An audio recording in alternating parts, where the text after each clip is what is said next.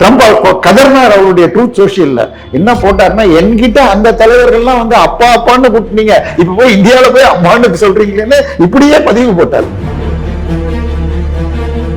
ட்ரம்பே என்ன சொன்னார், Trump Modi is a very good negotiator, tough bargainer அப்படின்னு. சோ ஐரோப்பா இந்தியாவோடு இணைய ட்ரம்புக்கு இந்தியாவுடைய தேவை முக்கியத்துவம் புரிந்து தானாக வந்துட்டார். ட்ரம்ப் போட்டதுல என்ன போட்டார், இந்தியா அவர்களுடைய விவசாய பொருட்கள் இந்தியா வாங்கிக்கிறேன், 0 டாரிஃப். ஆனால் அதை டீடைல்ல எடுத்து பார்த்தா மிகவும் ஆபத்து காலத்தில் புரோட்டீன் கம்மியா இருக்கிற சில பொருட்களை இதுல எக்ஸ்க்ளூஷன்ஸ் போட்டிருக்காங்க. இந்த டீடைல் எதையுமே படிக்காம நேற்றுக்கு பார்லிமெண்ட்ல இந்தியா சரண்டர் ஆயிடுச்சு இல்ல பேப்பர்ல பேசுறாங்க. இந்தியாவுடைய அறிவு அவர்களுக்கு தேவை. அவருக்கு என்னன்னா, நான் சொன்னா கேட்கணும். அதை தாண்டி உக்ரைன் போர் நடக்கிறதுக்கு காரணம் அமெரிக்காவும் ஐரோப்பாவும் ஆயுதம் கொடுக்கும். இந்தியா டெக்னாலஜிக்கலி ஐரோப்பாவோடும் அமெரிக்காவோடும் இணைய முடியும். ரஷ்யாவோடு நட்பை உங்கள் விருப்பத்திற்கேற்ப விதவிதமா சமைக்க OMD மசாலா இப்போதே ஆர்டர் செய்யுங்கள். 4ஆம் துணை நேயர்கள் அனைவருக்கும் வணக்கம். இன்று நம் நிகழ்ச்சியின் சிறப்பு விருந்தினர் அரசியல் விமர்சகர் தேவப்பிரியா அவர்கள் இணைந்துள்ளார். வணக்கம் சார். வணக்கம்மா. ட்ரம்ப் அவர்களுக்கும் மோடி அவர்களுக்கும் நீண்ட காலமா இல்ல ஒரு சில காலமா சில முரண்கள்லாம் இருந்துச்சு. இப்ப பாத்தீங்கன்னா வரி விதிப்பும் எக்கச்சக்கமா நம்ம மேல போட்டுட்டே இருந்தாரு. இப்ப எல்லாமே வாபஸ் வாங்கி 18% நிக்குது. இப்ப என்ன காரணம், திடீர் மாற்றத்துக்கு என்ன காரணம் சார்? இல்ல, அதாவது இந்தியா உலகத்தின் 4வது பெரிய பொருளாதாரம், அது எல்லாருக்கும் தெரியும், நம்ம திருப்பி சொல்லணும்னு அவசியம் இல்லை.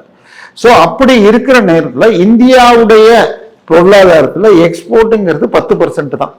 4.3 ட்ரில்லியன் நம்ம எக்ஸ்போர்ட் 420 பில்லியன் தான்.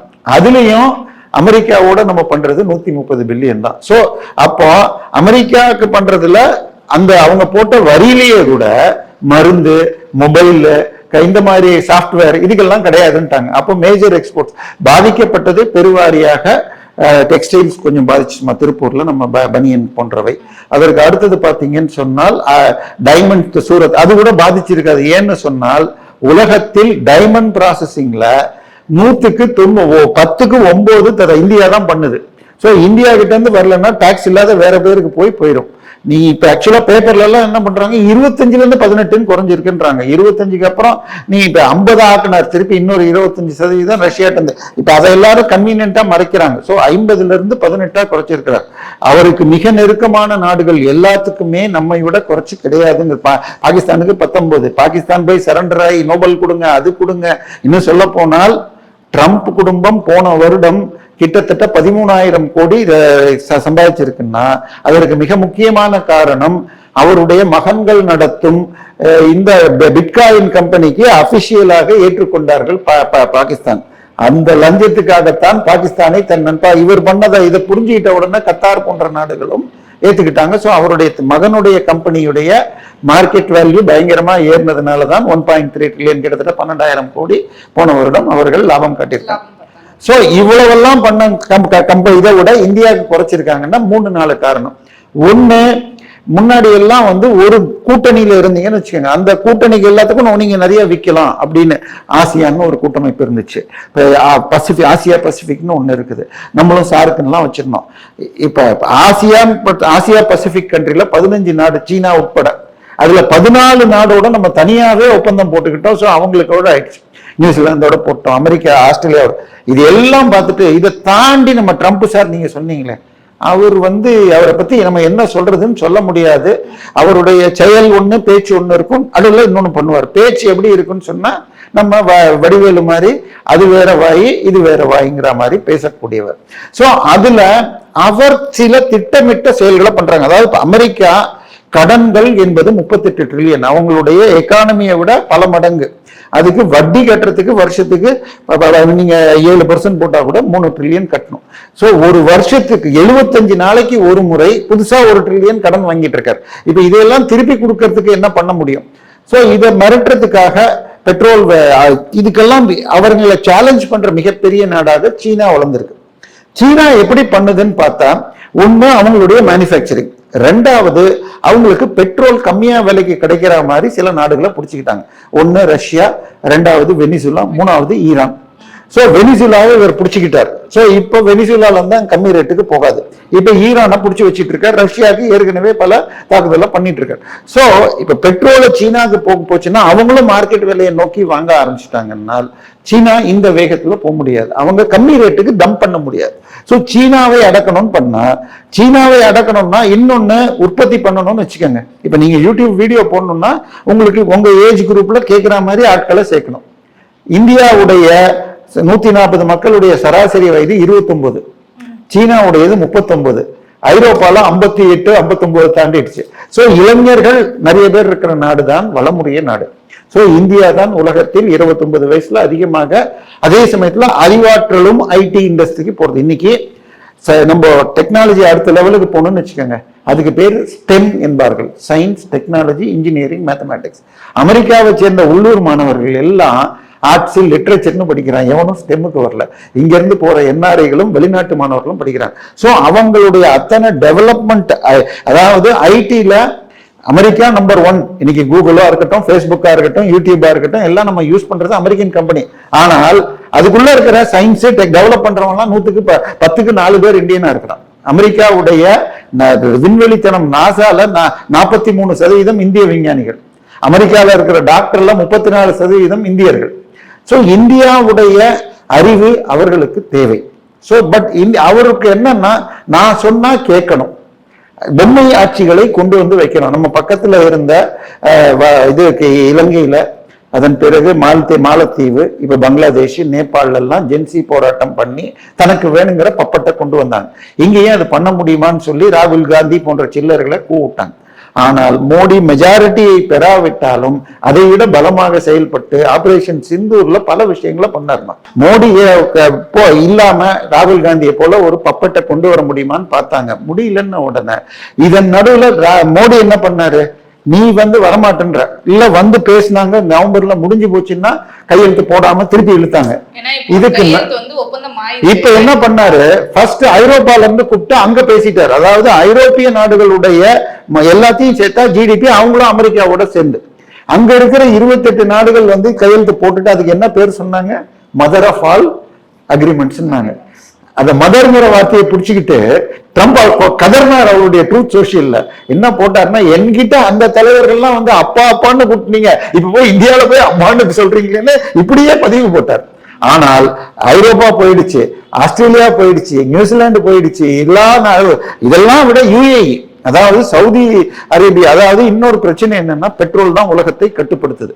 இப்ப பெட்ரோல் சவுதி அரேபியால கடைசியாக புதிதாக தோண்டப்பட்ட கிணறுன்னா 100 வருஷம் ஆயிடுச்சு. சோ அவங்க கிட்ட இனிமே பெட்ரோல் இல்ல. அதுக்காக பக்கத்துல இருக்கிற ஏமனை பிடிக்க பாக்குறாங்க. ஏமன்ல UAE வச்சிருந்தாங்க. ஆனால் அமெரிக்காவுடைய கேட்டுக்கிட்டு ஏமன் முழுக்க UAE விரட்டிட்டாங்க. UAE காரன் போய் சொமாலிலாண்டுங்கிறவனுக்கு ஆதரவு கொடுக்குறான். சோ UAE என்ன பண்ணா, 2 பேரும் பாகிஸ்தானோட ஒத்துமை போட்டிருந்தாங்க. ஆனால் பாகிஸ்தான் இந்தியா தேவைன்னு உடனே UAE இளவரசர் அவர் என்ன பண்றாரு, அங்க இருந்து பிளைட்ல வராரு. அங்க இருந்து பிளைட்ல இங்க வர்றதுக்கு நேரம் 3.5 மணி நேரம், திரும்பி போறதுக்கு 3.5 மணி நேரம், பிளஸ் முன்ன பின்ன டிராவலிங் சேர்த்தீங்கன்னா 10 மணி நேரம் டிராவல் டைம். இந்தியாவில தங்கினதே 2 மணி நேரம். இங்க பேசிட்டு அவர் இனிமேல் இந்தியா தான் எனக்கு அப்படின்னு சொல்லிட்டு போயிட்டாரு. இது பண்ணணும், இங்க இந்தியா பிரம்மோஸ் தரேன் இது தரேன்னு ஒண்ணு. போன மாசம் என்ன பண்ணாங்க, சவுதி நாங்க இது பாகிஸ்தான் தயாரிக்கும் சீன விமானத்துக்கு 4 பில்லியனுக்கு ஆர்டர்னாங்க. இப்ப பிரம்மோஸ் அந்த விமானம் எல்லாம் துபக்குன்னு உளுந்துரும் சொல்லிட்டு வேண்டான்ட்டாங்க. சோ இந்தியாவுடைய வளர்ச்சியை பார்த்த பிறகு இந்தியாவோட சேர்ந்து போனாதான் முடியும். ஆனால் இதுல ட்ரம்புடைய வேலையும் இருக்கு. அவர் என்னதான் பேசினாலும் அவர் இந்தியாவிற்கு தூதர், இந்தியா மட்டும் இல்லாம சவுத் ஏசியா தூதர்னு சொல்லி செர்ஜியா கோரேன்னு ஒரு இளைஞரை போட்டிருக்காரு. 38 வயது இளைஞரை இந்தியாவிற்கான தூதராக போட்டிருக்காரு. அவர் யாருன்னு சொன்னால் 2016 ட்ரம்ப் தேர்தலில் அவருடைய வியூகத்தை வகுத்தவர். நேரடியாக ட்ரம்புக்கு போன்லயோ நேரில் போனா அப்பாயின்மெண்ட் கிடைக்கும். இப்ப மத்த யாரும் பார்க்க முடியாது.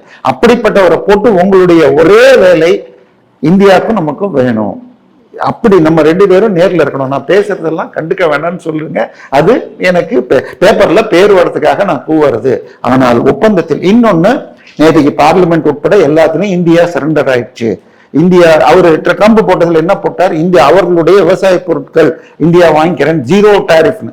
ஆனால் அதை டீட்டெயில எடுத்து பார்த்தா மிகவும் ஆபத்து காலத்தில் புரோட்டீன் கம்மியா இருக்கிற சில பொருட்களை குறைந்த வயதுல இன்னைக்கும் நீங்க இது சாப்பிடுறீங்களாமா வெள்ளக்குத்துக்கள்ல, ஆமா. அந்த வெள்ளக்குத்துக்கள்லாம் அமெரிக்கால தான் வருது. பாதாம் பருப்பு போய் பாத்தீங்கன்னா கேஷ்யூக்கு இது கலிபோர்னியா ஆல்மண்ட்ஸ் தான் பேர், அதுக்கு பேரு. அதனால எது எது வேணுமோ அங்க வாங்கலாம். ஆனா டெய்லி இதுல கிடையாது, இது கிடையாது. அரிசி மற்றும் கோதுமை கிடையாது. அதுக்கு அடுத்தது ஜெனட்டிக்கலி மாடிஃபைட், மரபணு மாற்றப்பட்டவை இதுல வராது. ஏன்னா மரபணு மாற்றப்பட்டதை கொண்டு வந்தீங்கன்னா அந்த விதை திருப்பி முளைக்காது, திருப்பி அவங்ககிட்டயே தான் அடுத்த வருஷம் நீங்க வாங்கணும். சோ இந்த இதுல எக்ஸ்க்ளூஷன்ஸ் போட்டிருக்காங்க. இந்த டீடைல் எதையுமே படிக்காம நேற்றுக்கு பார்லிமெண்ட்ல இந்தியா சரண்டர் ஆயிடுச்சு இல்ல பேப்பர்ல பேசுறாங்க. இந்தியா தான் சரண்டர் ஆச்சா இல்ல ட்ரம்ப் அவர்கள் இந்தியா கிட்ட சரண்டர் ஆயிட்டாங்க? இங்க பாருங்க, ஒண்ணு நம்ம 2 பேர் சேர்ந்து ஜெயிக்கணும்னு சொன்னா வின் வின் சிச்சுவேஷன் அப்படின்னு போனோம். சோ இந்தியாவுக்கு சார் என்னதான் ரஷ்யா பெரிய நாடா இருக்கட்டும், இந்தியா ரஷ்ய கம்பெனி ஏதாவது உங்களுக்கு தெரியுமா? ரஷ்ய கம்பெனியில யாராவது உங்க சொந்தக்காரங்க வேலை செய்யறாங்களா? பட் நமக்கு தெரிஞ்ச பல பேர் அமெரிக்கால இருப்பாங்க. சோ அமெரிக்கா என்பது ஒரு ப்ரோக்ரெசிவ் ஸ்டேட், நம்ம கூட ஒர்க் பண்ண முடியும். ஆனா நமக்கு ஆயுதங்கள்லாம் வேற யாரும் கொடுக்காதப்ப 1940 இருந்து நம்ம ரஷ்யா கொடுக்குது. சோ ரஷ்யாட்ட இருந்து பெட்ரோல் வாங்க மாட்டாருன்னு நேற்று போட்டார். ஆனால் ரஷ்யாவும் சொல்லிடுச்சு, இந்தியன் வெளியுறவுத்துறை அமைச்சரும் சொல்லிட்டாரு, எங்களுடைய தேவை எங்கேயோ யாரு கம்மி ரேட்ல கொடுப்பாங்களோ. ஏன்னா இந்த தகவல் எங்களுக்கு தெரியவே தெரியாதுன்ற மாதிரி ரஷ்யா சொல்லியிருக்கு. எங்ககிட்ட அதிகாரப்பூர்வமா எந்த ஒரு தகவல். ஆமா, பிரச்சனை என்னன்னு சொன்னால் பேன் பண்ண நாட்டுல இருந்து வாங்கக்கூடாது. இன்னைக்கு வரைக்கும் ரஷ்யாவை பேன் பண்ணல. சோ நமக்கு நைஜீரியாட்ட இருந்து வாங்கலாம். ஆனா நைஜீரியா பெட்ரோலை பத்தி தெரிஞ்சா என்னன்னா, நைஜீரியா பெட்ரோல்ங்கிறதுக்கு பேர் ஹெவி பெட்ரோல்னு பேரு. அதுல அதிக அளவுல தார் இருக்கும். அதை அமெரிக்காவில் இருக்கிற ரிஃபைனரி பண்ண முடியாது, சீனாவோ இந்தியா தான் பண்ண முடியும். சோ ட்ரம்ப் எடுத்த பிறகு நைஜீரியால பெட்ரோல் அதிகமாக உற்பத்தி ஆகியிருக்கிறது, அதில் பெரும்பகுதி இந்தியாவுக்கு வருகிறது. சோ ரஷ்யா பெட்ரோலுக்கு மாற்றாக அதே ரேட்ல கிடைச்சதுன்னா நம்ம வாங்கிப்போம்.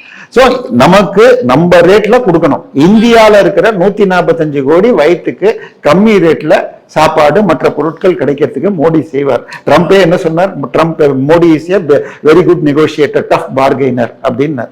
சோ அதை நிரூபிச்சு இன்னொன்னும் சொல்லியிருக்காருல்ல சார், இந்தியாவோட இந்த முடிவால உக்ரைன் போரும் நிறுத்துறதுக்கான வாய்ப்பு. அதாம்மா, ரஷ்யாவுக்கு அவங்களுக்கு பெட்ரோல் விற்கிறதுல தான் ஓடிட்டு இருக்கு. ஸோ அவங்க பெட்ரோலை அதிகமாக வாங்குவது இந்தியாவும் சீனாவும். ஸோ அதை கட்டுப்படுத்தினா நிற்குங்கிறாங்க.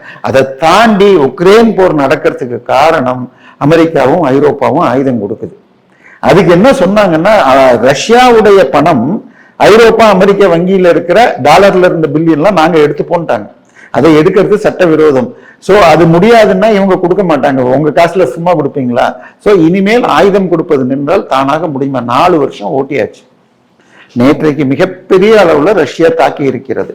சோ அதனால உங்களுக்கு அந்த போரும் முடிவுக்கு வந்துடும். என்ன ஒண்ணு, ஈரான் போருக்கு மிக வேகமாக போயிட்டு இருக்கு. ஈரான் போரை ஒண்ணு புரிஞ்சுக்கணுமா, நீங்க அந்த மேப்பை எடுத்து பாத்தீங்கன்னா ஈரான் கீழே கத்தாரும் ஈராக்கும் இருக்கிறது. அவங்களுக்கு அவங்க நாட்டு கப்பல் வரணும்னா கல்ஃப் ஆஃப் ஹோம்ஸ் சொல்ற அந்த ஒரு வழிதான் வரணும். அது முழுக்க ஈரான் கண்ட்ரோல்ல. சோ உலகின் 30% பெட்ரோல் அந்த வழியில வரணும். சோ அவ்வளவு எளிதாக ஈரான் மேல போர் பண்ண முடியாது. பட் ட்ரம்ப் ஒரு டிராமாக்காக ஒரு நாள் போய் ஏதாவது 4 பாம்பை போட்டுட்டு ஜெயிச்சிட்டோம்னு டிராமா அடிக்கலாம். முடிஞ்சவரை அதை தவிர்க்க பார்ப்பார். அதுதான் அவர் பண்ணிட்டு இருக்கார். போன வாரம் வரைக்கும் நம்ம இப்ப கப்பல் போகுதுன்னாரு, அடுத்த நாள் அவங்க பேச்சுவார்த்தைக்கு வராங்கிறது இதுபடியே ஓடிட்டு இருக்கு. பட் அதே சமயத்துல குவிச்சுட்டு தான் இருக்காரு. இன்று வரை கப்பல்களும் விமானங்களும் வந்துட்டு தான் இருக்கு. ஆனாலும் தவிர்க்க பார்ப்பார்கள். மீறினால் ஒரு நாள் போர் வருமா? ஏன்னா சொல்லுங்க. ஆனா இப்ப 50%ல இருந்து 18 வந்திருக்கு. அதே மாதிரி இந்தியா அமெரிக்கா மேல 0% வரி இல்ல, அதுதான் சொல்றேன். அந்த ஜீரோங்கிறது அவர் போட்டது. நீங்க ஃபுல்லா படிச்சீங்கன்னு சொன்னா சாத்தியமா அந்த 0%? அதாம்மா, எந்தெந்த இன்னைக்கு நீங்க வாங்குற, நான் சொன்னேன் உங்களுக்கு, அந்த கொத்துக்கல்லையா இருக்கட்டும் இல்ல அதுக்கு எல்லாமே இன்னைக்கு நம்ம 15% போடுறோம். நமக்கு தேவைன்னா அதிகம் பண்ணுவோமா, தேவையில்லைன்னா குறைப்போமா. சர்க்கரைக்கு இந்தியாவில கம்மி விலை ஏறிச்சுன்னா எக்ஸ்போர்ட்டை தடை பண்ணிடுவோம். வெங்காயத்தை எக்ஸ்போர்ட் நமக்கு விலை 100 ரூபா கிலோ ஏறிச்சுன்னு சொன்னா எக்ஸ்போர்ட்டை தடை பண்ணிடுவோம். அதே இங்க கிலோ 15 ரூபாய்க்கு குறைஞ்சு போச்சு. இப்ப இன்னைக்கு வர வெளியில பார்த்தா 4 கிலோ 100 ரூபான்னு போட்டிருக்காங்க வெங்காயம். அப்படி வந்ததுன்னா எக்ஸ்போர்ட்டை அலோவ் பண்ணுவோம். நமக்கு என்ன தேவையோ அதுதான் பண்ணுவோம். அந்த அக்ரிமெண்ட்டும் ஒவ்வொரு பீரியட் அடுத்த 20 வருஷத்துல கொண்டு போவோம். சரி, அதுக்குள்ள நம்ம உற்பத்தி விலை ஜாஸ்தி ஆயிடுச்சு, கம்மியாயிடுச்சுன்னு வச்சுக்கோங்க. இப்போ செடி முருங்கைன்னு ஒண்ணு இருக்கு. நீங்க கிராமத்துல இருந்து வந்தீங்களா? மரம் முருங்கையில ஒரு மரத்துல 50 காய் காய்க்கணும்னா செடி முருங்கையில 500 காய் காய்க்குது.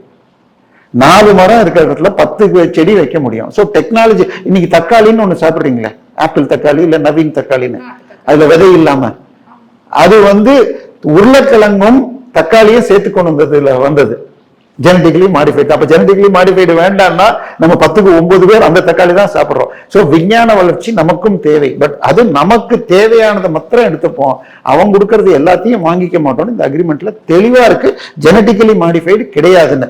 பால் பொருட்கள் கிடையாது, ரைஸ் கோதுமை கிடையாது, ஜெனடிக்கலி மாடிஃபைடு கிடையாதுன்னா அதுக்கு மேல அவன்கிட்ட ஒண்ணுமே கிடையாதுமா. சோ அதனால தெளிவாக 2 பேரும் அவங்களுக்கு என்ன லாபம், நமக்கு என்ன லாபம், அதுக்குள்ள எப்படி போகணும். அவரு பேப்பருக்கு அவர் மக்களுக்காக அவர் சொல்லியிருக்காரு, ஒவ்வொரு டைம் 0ல வாங்குவாங்க, ஒவ்வொரு டைம்னா 10 வருஷம் கூட போலாம். அதுக்குள்ள நம்ம வேகமா வளர்ந்துட்டா நம்ம வளர்ந்துருவோமா. இதுல 2 பேருக்கும் நல்ல திட்டங்கள், அவ்வளவுதான். இதுல வின் வின் சிச்சுவேஷன். இப்ப இந்த ஒப்பந்தமானது $500 பில்லியன் ஒருத்தான ஒரு ஒப்பந்தம் வந்து கையெழுத்திடப்பட்டிருக்கு. இதனால இந்தியாவுக்கு எந்த மாதிரியான பெனிஃபிட்லாம் நம்ம எதிர்பார்க்கலாம் சார், இல்ல மைனஸ் ஏதாச்சும் இருக்கா? இல்லம்மா, நமக்கு ஏற்றுமதி தேவை. அடுத்தது இன்னொன்னு பார்த்தா, இப்ப ஐரோப்பாவில் பாத்தீங்கன்னு வச்சுக்கோங்க, ஐரோப்பா அக்ரிமெண்ட் போட்டதுல பிஇ முடிச்சிட்டீங்கன்னு வச்சுக்கோங்க, நீங்க அங்க போய் எம்எஸ் படிக்கிறீங்க, எம்பிஏ படிக்கிறீங்க. ஆனால் அமெரிக்கால வந்து விசா கொடுக்க மாட்டேன்றான், வேலைக்கு நீ வரக்கூடாது, நீ திரும்பி போங்கிறான். இவன் என்ன சொல்லிட்டான், படிப்பு முடிச்சு 9 மாசம் அங்க தங்கி நீ இன்டர்ன்ஷிப் எடுத்து அடுத்த வேலை கிடைக்கிட்டு ட்ரை பண்ணு, எங்களுக்கு இப்ப ஹை படிச்சவங்க எல்லாம் இங்க சாஃப்ட்வேர் பண்ணுங்கன்ட்டான் ஐரோப்பா. சோ இப்ப அமெரிக்கா H1B விசாவை டைப் பண்ணதெல்லாம் இப்ப அங்க போய் பண்ண ஆரம்பிச்சான்னு வச்சுக்கோங்க. ஏன்னா உங்களுக்கு சீனாக்காரன் பண்ண டெக்னாலஜியை கொடுக்க மாட்டான், ரஷ்யாவால முடியாது. பட் ஐரோப்பா அதே அளவுக்கு செல்வாக்குள்ளவர்கள். இன்னைக்கு பிளைட் எடுத்துக்கிட்டீங்கன்னா போயிங் ஒரு பக்கம் அமெரிக்காதுன்னு சொன்னால் ஏர்பஸ்ங்கிறது ஐரோப்பாது. சோ ஐரோப்பா இந்தியாவோடு இணைய ட்ரம்புக்கு இந்தியாவுடைய தேவை முக்கியத்துவம் புரிந்து தானாக வந்துட்டார். நமக்கு தமிழ்நாட்டையே எடுத்துக்கிட்டீங்கன்னா நமக்கு இது பாத்தீங்கன்னு சொன்னீங்கன்னா திருப்பூருக்கு தேவைப்படும். இன்னும் ஐரோப்பா ஒப்பந்தத்துல எப்படின்னா முன்னாடி ஒரு நாட்டுக்கு இவ்வளவுதான் பார்த்து இத்தனை டன்னு தான் வாங்கணும்னு இருந்தது. அது இப்போ ஃப்ரீ ட்ரேட்ல போயிடுச்சு. இப்ப அவன் வாங்கிட்டான்னு வச்சுங்க, 100 ரூபாய் பனியனா அவன் 110 ரூபாய்க்கு வாங்கணும்னா உங்ககிட்ட நான் 120 ரூபான்னு கோட் பண்ணுவேன். அதனாலதான் அடிச்சு பிடிச்சி இப்ப வந்துட்டாங்க. இந்தியாவிற்கு இது மிகவும் தேவையானதாக இருக்கும். நம்ம மக்களுக்கு வேணும்னு சொன்னால் யாரெல்லாம் நல்ல சரக்கடிக்கணும் அப்படின்னு திராவிட பானத்தை குடிப்பதாக இருந்தால் 10,000 ரூபாய்க்கு அதிகம் பாட்டில் கொடுத்து வாங்குறதுக்கு இப்போ ஒரு 500 ரூபாய் குறையும். நம்ம வெளிநாட்டு மது பொருட்களுக்கு விலை குறையும். பட் குறைஞ்சபட்சம் 10,000 ரூபாய் ரேட் இருக்கணும். அதனால திராவிட மது பிரியர்களுக்கு ஒரு சந்தோஷமா சொல்லலாம். இப்ப இதனை அடுத்து பாத்தீங்கன்னா இந்தியாவும் அமெரிக்காவும் ஒன்று சேர்ந்துருச்சு. ஏன்னா அவர்கிட்ட ட்விட்லயே சொல்லியிருப்பாரு, என்ன சொல்லியிருப்பாருன்னா நெருங்கிய நண்பர்கள்ல ஒருத்தர் தான் மோடி அவர்கள் அப்படின்ற மாதிரி சொல்லியிருப்பாரு. இப்ப இதனால ரஷ்யாவுக்கும் இந்தியாவுக்கும் உள்ள அந்த நட்பு வந்து ஏதாச்சும் பாதிக்கப்படுமா சார்? இல்லம்மா, ரஷ்யா இந்தியாங்கிறது வேறு ஒரு பிளேன். இது வந்து டெக்னாலஜி மற்றும் இது பண்றது. ரஷ்யாவுக்கும் இந்தியாவுக்கும் அமெரிக்காவுக்கும் 130 பில்லியன் இப்ப 500 கொண்டு போறேன்னு சொல்லியிருக்காங்க. நீங்க சொன்னீங்க ரஷ்யாவுக்கும் இந்தியாவுக்கும் ஆவரேஜ் 6 தான். இப்ப பெட்ரோல் வாங்குறதா இல்ல, அதான் பெட்ரோல் அது 60 பில்லியனுக்கு போனதுக்கு காரணம் பெட்ரோலியம் இம்போர்ட் பண்ணதுனால. சரியா? நம்ம ரஷ்யா வந்து நமக்கு தேவையான பிளேன்கள்லாம் கொடுத்தாங்க, ஆயுதங்களை கொடுத்தாங்க. ஆனால் அவையெல்லாம் போன ஜெனரேஷன். இப்ப இது ரஃபேல் வர்ற வரைக்கும் நம்ம வந்து ரஃபேல் கொண்டு வந்த பிறகு பாகிஸ்தான் நாங்க ஒரு அணு ஆயுத கண்ட்ரின்னு சொல்றதையே விட்டுட்டாங்க. இல்லாட்டி 3 மாசத்துக்கு ஒரு ஸ்டேட்மெண்ட் விடுவாங்க. சோ நம்ம இன்னைக்கு ரஃபேல் போன்ற பிளேன்களை எடுத்துட்டு போனீங்கன்னா அவங்க ரேடார் பாக்குறதுக்கு முன்னாடி போட்டு வந்துடலாம். அவங்க ஒரு குண்டு இங்க போட்டாங்கன்னா அடுத்த அரை மணி நேரத்துல பங்களாதேஷ் பாகிஸ்தான்ங்கிற நாடு மேப்ல இல்லாத அளவு கழிஞ்சு போயிடும். அது அவங்களுக்கே தெரியும். அதனால இந்தியா டெக்னாலஜிக்கலி ஐரோப்பாவோடும் அமெரிக்காவோடும் இணைய முடியும். ரஷ்யாவோடு நட்பை தொடர்வோம். அதாவது 1971 போராகட்டும், ஈவன் 62 போர் சீனாவுடைய போர்ல கூட ரஷ்யா நமக்கு சப்போர்ட்டாக இருந்திருக்கு. அந்த சப்போர்ட் தொடரும். பட் நமக்கு அமெரிக்கா அதே அளவுக்கு முக்கியம். சோ எல்லாரையும் பேலன்ஸ் பண்ணிட்டு போனோம். இது வின் வின் சிச்சுவேஷன். அதுதான் இதுல நீ தோத்துட்ட நான் ஜெயிச்சிட்டேன்னு சொன்னால் ஜெயிக்க முடியாது. நீங்க என்ன மடக்கணும்னு கேள்வி கேட்டு என்ன தோக்கடிச்சா மக்கள் பார்க்க மாட்டாங்க, விஷயம் வரணும்னு பார்ப்பாங்க. சோ அதுதான் 4ஆம் டூம் நல்லா வளர்றதுக்கு காரணம். எல்லாரும் இது லைக் போட்டு இது பண்ணுங்க, ஆதரவு கொடுங்கன்னு நான் கேட்டுக்கிறேன். தொடர்ந்து உங்கள் ஆதரவை எங்களுக்கு கொடுத்து கொண்டிருங்க சார். தொடர்ந்து பல நிகழ்வுகளை பேசுவோம். நன்றி.